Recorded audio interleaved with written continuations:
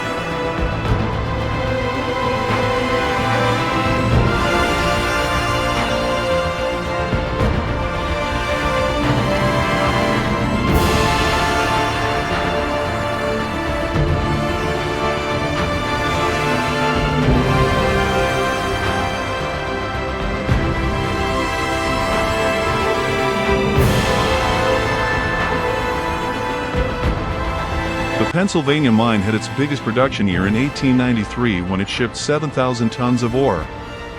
It was initially founded in 1879. It produced gold, silver, lead, copper, and zinc. The mine was constructed with 6 levels. Adits were constructed at 2 of the levels. The mine continued regular operations until 1908. After that, the mine was operated on and off until the mid-1940s when it was abandoned. The ore from the Pennsylvania silver mine consisted mainly of chalcopyrite, sphalerite, and galena.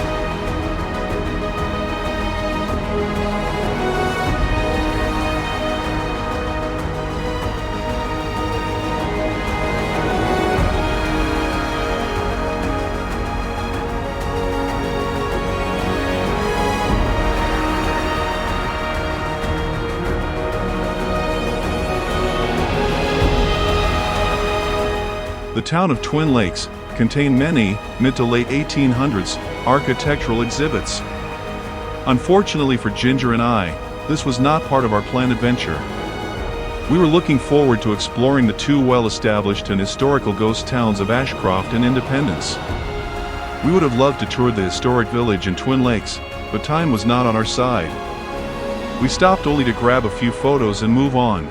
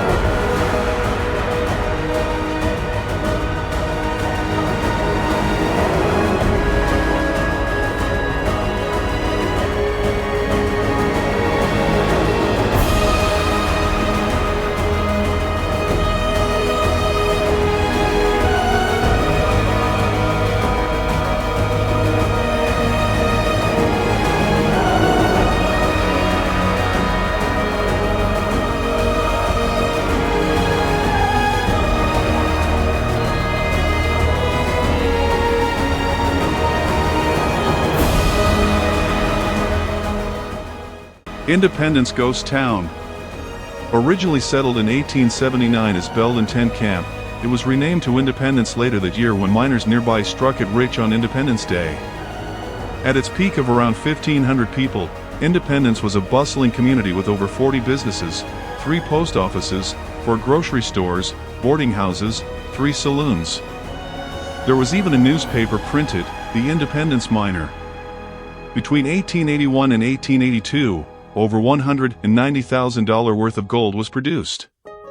The following year it dropped to $2,000. Throughout its brief history, the town of Independence had its name changed multiple times.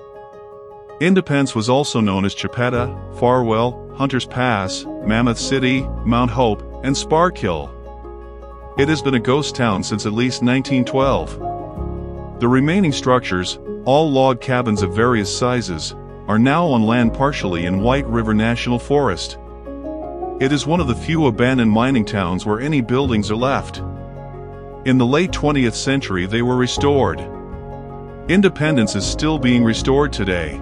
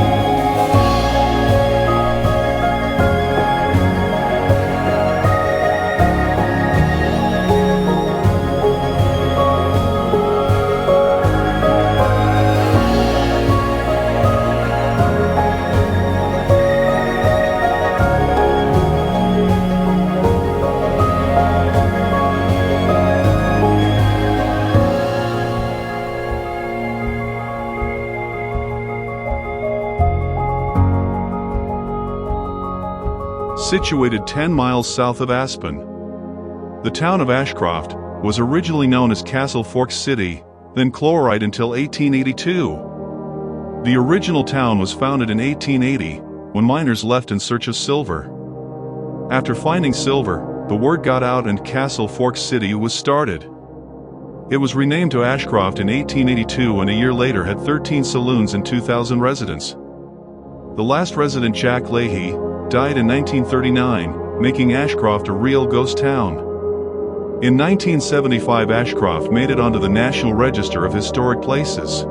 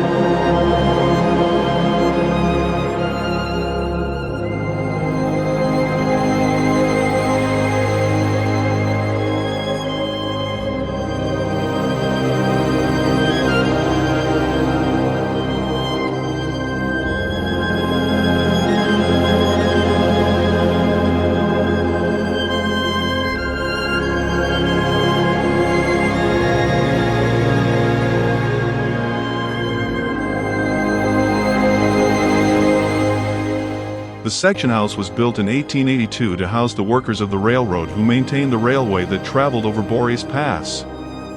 The Denver, South Park, and Pacific Narrow Gauge Railroad delivered goods, supplies and passengers from Denver to Leadville in the height of the mining era.